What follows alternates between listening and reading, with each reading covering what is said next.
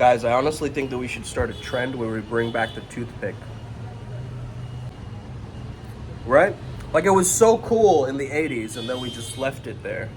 The cool things about toothpicks is that, the monks, they were allowed their robes, they were allowed, one begging bowl, and a bunch of other things, but they're also allowed one toothpick. Okay? So they really cherished the one toothpick instead of, reusing a bunch of them over and over again. Like, oh, this one snapped, Like how, have you ever used matches, like from a matchbox before? You have to do it like 17 times if you're first starting out. It's like that, right? And so they give them one toothpick. Anyway, guys, I'm here to answer a question today about Mushin and semen retention. Let's get it. Yeah. I'm inspired. I'm inspired. Greetings, Earthlings. I'm back. Flow Jedis, Padawans, fairies, witches, shamans, queens, goddesses, shape-shifting warrior monks. Thank you all for joining me. Another video. My name is Sumit Chatterjee from the Flow Zone Academy, and I'm a flow state coach, which means that I help you feel better and perform better, okay? So Naveen asked me a question about semen retention and Mushin, whether while being an SR makes you more empty-minded in a sense. Bruce Lee's quote of "be water" has spoke to me throughout my life, and it's been a core philosophy of mine, which reduces any kind of stressor, any kind of anxiety within me. I just tell myself to be shapeless, to be formless, okay, like water. I become that shapeshifter. I understand that. That is what I must do in this world. I must be versatile, and by versatile, I mean I must be spiritual in this lifetime. When I know that I am a spirit first and then a human being, I start to get rid of my inner boundaries or limiting beliefs about myself. The conditioning and the dogma fades away. So this is the first thing I want you to understand, okay? If you're not giving your brain these dopamine spikes, right, before SR, you were probably doing that quite a bit. The joy that you have from just looking at a flower or just walking through nature and you feeling good will start to come back when you're on this process and journey. You might notice this. So of course that will give you more of a stability, a mental stability, okay?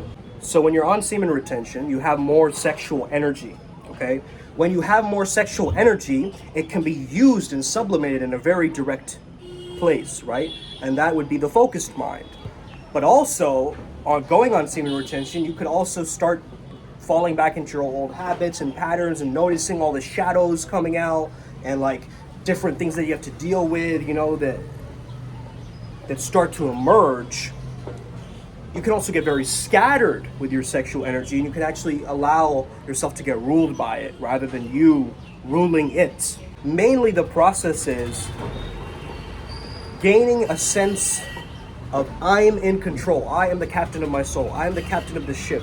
And I'm going to control what I want, when I want, how I want. To really practice this thing well, is I want you to notice in the morning times, just when you wake up. First of all, we wake up with stress hormones, cortisol, most of the time, right? A lot of people on SR, their brains are overstimulated, right? Because it's overstimulated, because it feels like it craves, it lacks in that relaxation, right? That puts you to sleep or makes you feel sleepier.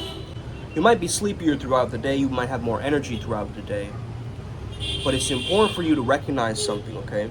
When you wake up in the morning, you want to notice your mind and just close your eyes. Don't open your eyes right away into the world, okay? You can open it briefly, but then close them back down. And as you're closing your eyes, you will probably have this fear that I will probably fall back asleep, and so forth. But I want you to just sit upright, get into a meditative posture when that starts to happen. And just sit there in silence for the next hypothetical 5 minutes or so. right? You don't really need to count the numbers. You just need to give yourself space to breathe in the morning before anybody else enters a thought into your mind. You have a clear blank palette, and from that clear blank palette, it's good to go into affirmations. However, if you're not doing that, just go into a process of taking a cold shower, or getting yourself reinvigorated, right? Make yourself reinvigorated, giving yourself that vitality in the morning. So that could be through breath work. Meditation, breath work, two very different things, right? I personally think that Mushin and SR can be best friends, or like distant cousins, because they work well together in a sense, okay? Is one the cause of the other, or vice versa? I'm not too sure about that, right? Does Mushin and being in a meditative state cause you to go on this journey, or does going on this journey help you with your meditative state? It's a good question. Now, if you're not meditating on your semen retention journey, it's going to be a lot more difficult for you. Let me just say that. If you don't have any qigong or body mechanic movement practices, that energy is going to get stuck and stagnant, okay? You guys know what Brahmacharya actually means, though? It means like being at one with the infinite consciousness, okay? Ultimately, it's just about staying in conduct with your own self, being true to your own self. The ascetic travels beyond the body and the mind, okay? Brahma, the infinite, the creator, God, that consciousness, source energy,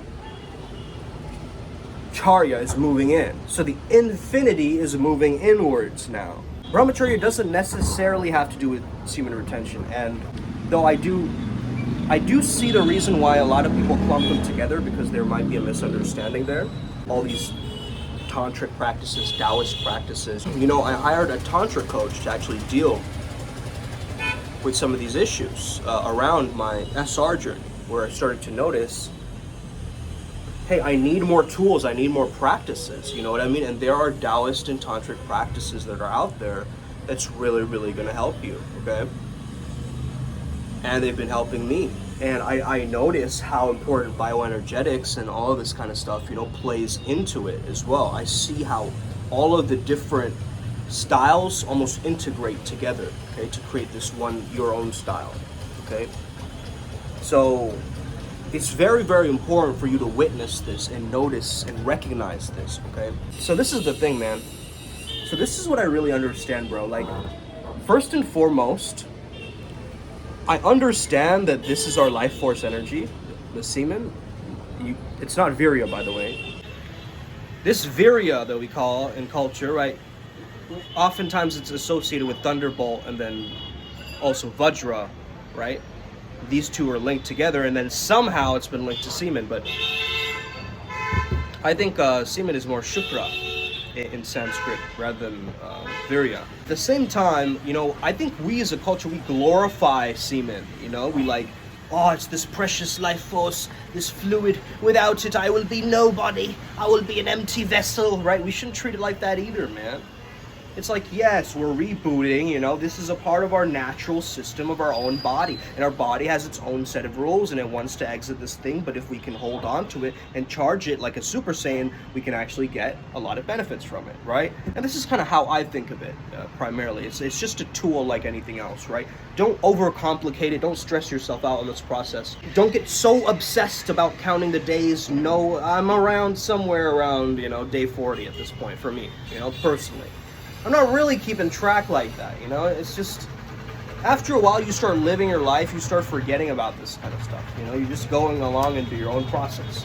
But that's really when you're further deep into it. I think we should also change that culture of like, women are going to steal my semen away from me. Like, bro, you think women are going out of their way to be these, these succubi, like, Jezebel type of characters? You really think so? Is that really your mentality? You have a sister, you have a mother, right? Do you really think they're going out of their way, right? Yes, they have a genetic code. Of course, they have, human instincts and basic cravings and impulses. I'm not saying that. But at the same time, bro, if you have this storyline or narrative that you're creating, like, women are there to steal away my sacred life fluid away from me, this kind of entitlement, based on this journey, it's just like, bro, it's just jizz, you know what I mean? Like, but at the same time, like, it can give you more energy, it can, you know, give you more confident. And if you really think that, you know, it's associated with godhood or something like this, again, these are my own beliefs, right? You can believe what you want. Of course, my beliefs might change over time. And this is what I'm thinking right now, like at this present time. You gotta be aware of your own sense of like, where is your consciousness? You know, where is your level of consciousness at? You look at the Hawkins scale, right? You're on anger, right? Now, anger can pull, when you're in anger on the semen retention process, you'll notice that, okay, I gotta pull it up into pride.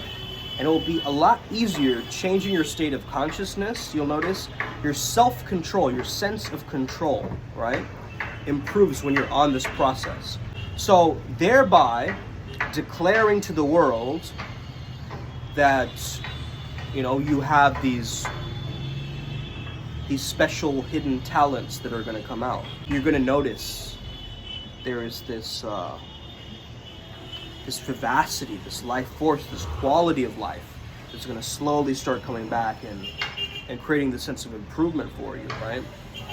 So notice that space of when you feel sleepy and really try to hardwire that process. That will really help you with your Mushin, specifically throughout the day. I know you told me already that you're very good at having an empty mind throughout the day. So that's really good. With Mushin, I make my mind almost like an eraser, okay? Let me describe this like this, bro. So, let's say I have a random thought, right? Let's say that I have a random thought of something completely random. I'm thinking of like Ghost Rider right now, you know? It's just a random thought.